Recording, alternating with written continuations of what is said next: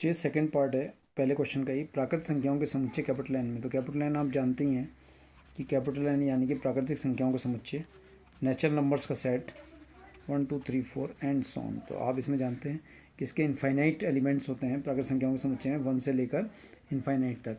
और यहाँ पर संबंध आर जो दिया है वो x, y is equal to x plus 5, लेकिन x की वैल्यू लेस देन 4 है। तो जो संबंध आर है, संबंध आर को आप देखिए क्या है, क्रमित युग्म के रूप में होगा, ठीक है। और जो यहाँ पर इसकी प्रॉपर्टी दी है y equal to x plus 4, इसका गुण ये दिया है, लेकिन x को कह रहा है वो लेस देन 4 है। यानी कि जो हमारा संबंध r होता है ये आप जानते हैं ये किसका सबसेट होता है, a क्रॉस b का। तो बात आती है कि यहाँ पर a क्रॉस b कौन है। a जो है वो सेट n है, और सेट b जो है जिसका इसके साथ कार्टेशियन प्रोडक्ट हो रही है वो भी कौन है, सेट n है। तो अगर मैं सेट n की सेट n से कार्टेशियन प्रोडक्ट करूँगा तो इसके अंदर कितने अवयव आएंगे, एलिमेंट्स आएंगे, इनफाइनाइट एलिमेंट्स आएंगे। तो इसलिए मैं कर नहीं सकता हूँ। मुझे इतना पता होगा कि सेट n जो है उसके जो एलिमेंट्स हैं वो x के एलिमेंट हैं, और ये जो दूसरा सेट n है ये इसके एलिमेंट y के एलिमेंट हैं। तो यहाँ पर जो प्रॉपर्टी यानी गुण क्या है, गुण है y बराबर एक्स प्लस 4, वाई बराबर एक्स प्लस 4 है, और कह रहा है x इज़ लेस देन 4, यानी कि x की वैल्यू 4 से छोटी है। तो सबसे पहले हम सबसे x लेस देन 4 में सबसे first element of set n क्या होगा, x बराबर 1। तो हमने x में x बराबर 1 रख दिया, तो y बराबर 1 प्लस 4, यानी कि y की वैल्यू 5 आ गई। तो हमारा जो पहला ऑर्डर्ड पेयर क्रमित युग्म मिला 1,5 मिला। x इक्वल टू 2 रखने पर, तो जब मैंने x बराबर 2 रखा तो 2 रखने पर y इक्वल टू कितना आ गया, 2 प्लस 4। इस x जगह पर 2 रखा, 2 प्लस 4 यानी कि 6 आ गया। तो सेकंड एलिमेंट जो आया हमारा सेट r का, संबंध r का 2,6 आया। x इक्वल टू 3 रखने पर तो y इक्वल टू 3 प्लस 4, तो कितना हो गया, 7 हो गया। तो इसका मतलब ये कितना हो गया, 3,7 हो गया। क्या मैं x इक्वल टू 4 भी रख सकता हूँ, मैं x इक्वल टू 4 रख सकता हूँ, नहीं रख सकता हूँ, नहीं रख सकता हूँ। क्यों नहीं रख सकता हूँ, क्योंकि x का मान 4 से कम है, लेस देन 4 है। तो ठीक है, x can not be equal to 4, नहीं हो सकता। तो जो हमारे संबंध r के अवयव आ गए हैं, तो संबंध r के अवयव क्या आ गए, 1,5, 2,6, 3,7। तो संबंध r के एलिमेंट आ गए 1,5, 2,6 और 3,7 आ गए, ठीक है। तो सबसे पहले हम रिफ्लेक्सिव के लिए चेक करने जा रहे हैं, स्वतुल्य के लिए।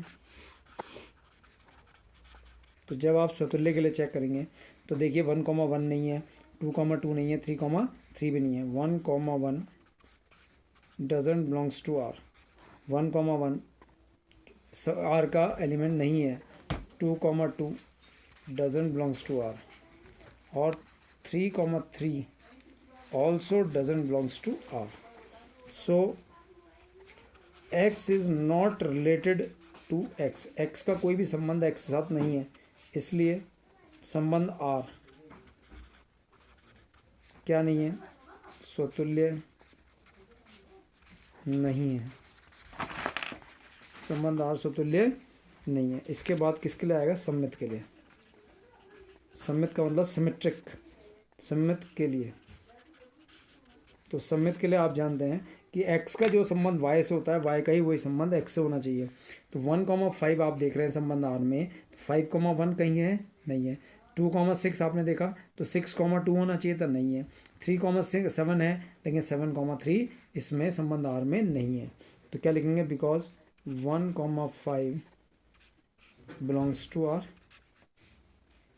इम्प्लाइज 1,5 तो sorry belongs to R, because 1,5 belongs to R implies 5,1 doesn't belongs to R, ठीक है। तो क्या लिखेंगे, इसलिए x is related to y, x का तो y से रिलेशन है, but y is not related to x, इसलिए संबंध R सम्मित नहीं है। इसलिए संबंध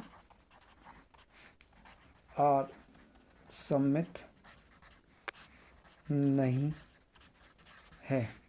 अब किसके लिए आएगा, संक्रामक यानी कि रिफ्लेक्ट ट्रांजिटिव के लिए, संक्रामक के लिए। संक्रामक के लिए आप इसको ध्यान से देखेंगे संक्रामक संबंध क्या होता है, देखिए संबंध आर में आ जाइए।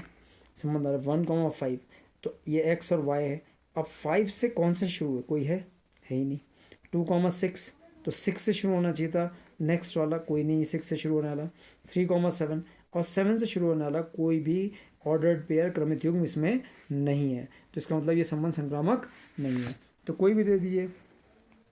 x is related to y, because x का तो संबंध y से है and y is not related to z। ऐसा कोई भी y नहीं है जो कि z से रिलेटेड हो, इम्प्लाइज इसी कारण से x जो है z से रिलेट नहीं कर रहा है, x is not related to z। ठीक है, तो यहाँ पर एक इक्वेशन वहाँ से हम कुछ उठा ही नहीं सकते हैं संबंध आर में से, क्योंकि 5 से कुछ और शुरू हुई नहीं हो रहा है, इसलिए संबंध आर संक्रामक नहीं है। तो आपने क्या देखा कि संबंध आर जो था ना तो स्वतुल्य है, स्वतुल्य भी नहीं है, और संबंध आर जब आपने देखा कि सम्मित भी नहीं है, सम्मित भी आपने देखा 1,5 था लेकिन 5,1 नहीं है, तो ये भी नहीं है। और संक्रामक भी आप देख रहे होंगे कि एक्स और वाई में संबंध है, लेकिन वाई और जेड में कोई संबंध ही नहीं है, तो इसलिए एक्स और जेड में भी कोई संबंध नहीं है, इसलिए संबंध आर संक्रामक भी नहीं है।